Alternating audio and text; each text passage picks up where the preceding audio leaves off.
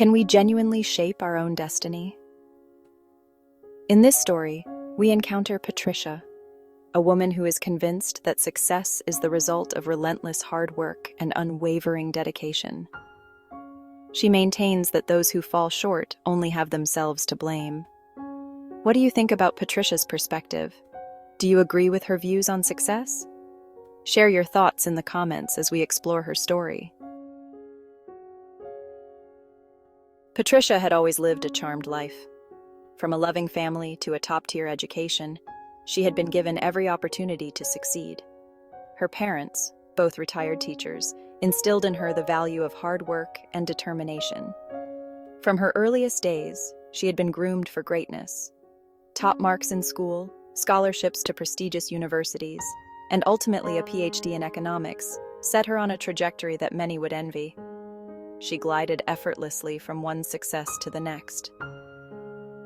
By the age of 35, Patricia was the CEO of one of the most successful companies in the world. Her name was a byword for success. Patricia's worldview was simple. Success was a product of hard work. Failure is nothing more than a consequence of one's own laziness, she would say. She carried herself with an air of superiority, often looking down upon those less fortunate. Their struggles are just proof of their own shortcomings, she believed. One evening, Patricia found herself at a lavish party hosted by Nicholas, an old friend from her university days, who had recently completed his dream home. The mansion was nothing short of spectacular, an architectural marvel that took Patricia's breath away. As she offered her congratulations, she felt an unexpected pang of inadequacy. Here was someone whose wealth and achievements made her feel almost small. Nicholas, a man of strong faith, received her praise with a warm smile. "Thank you," replied Nicholas, "but I must give credit where it's due. This home, this success, none of it would have been possible without God's favor." He echoed the message conveyed in John 3:27, which reminds us, "A man can receive nothing unless it has been given to him from heaven." Patricia was skeptical. She thought to herself, "God? Nicholas, you're a brilliant man who worked incredibly hard. Surely it's your intellect and effort that brought you here, not some divine intervention," she responded. Nicholas chuckled softly, saying, "I used to think like that too, Patricia. But over time, I've realized that our talents and efforts are gifts in themselves, and it is ultimately God who directs our paths." Patricia dismissed his words as nonsense. In her eyes, success was a straightforward result of personal merit, and she had always been in control of her destiny. However, life had a way of challenging even the most steadfast beliefs. A year later, Patricia's seemingly perfect world began to crumble. A series of unforeseen market crashes and corporate missteps led to a dramatic downfall. The company's stock plummeted, and Patricia found herself at the center of a scandal. Within months, she was ousted from her position as CEO. At first, Patricia was confident she would find another high-profile job quickly. With her PhD and numerous accolades, she thought she would bounce back swiftly. But opportunities dried up. Her reputation had been tarnished, and the job market was unforgiving. For the first time in her life, she felt an overwhelming sense of powerlessness and utter inadequacy. Every endeavor she undertook seemed to falter, as if the universe itself conspired to thwart her at every turn. She poured her heart and soul into her job search, putting all her trust in her past achievements, network, and connections, only to see each effort crumble and each dream dissolve into disappointment. "Sorry, we won't be moving further with your application," they would say. The situation she found herself in echoed the warnings in the book of Proverbs, chapter 16, verse 18.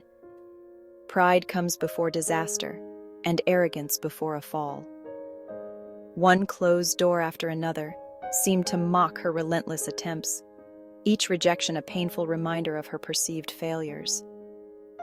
As the days wore on, the weight of these repeated setbacks began to erode her once unshakable confidence. Her hope, once a vibrant force driving her forward, began to wane, and with it, her self-esteem dwindled to a shadow of its former self. The bright future she had envisioned seemed to slip further from her grasp, leaving her in a bleak and desolate place, where even her own reflection seemed to reflect the emptiness she felt inside. She invested all her savings in an attempt to start her own business, but once again, it was to no avail. Desperate, Patricia was forced to seek employment in places she had previously deemed beneath her. A small consultancy firm, a teaching position at a community college. Her new colleagues were people she would have once dismissed as failures, but now they became her companions. She never thought she would find herself there, learning from those she once looked down upon. She met individuals who had struggled all their lives but maintained their dignity and kindness. The experience humbled her. She began to see that her previous success was as much a matter of fortune as it was of her own efforts. The notion that she had controlled every aspect of her life began to wane. Years later, Patricia encountered Nicholas again at a charity event. The mansion was now a well-loved home, and Nicholas's faith had deepened even further.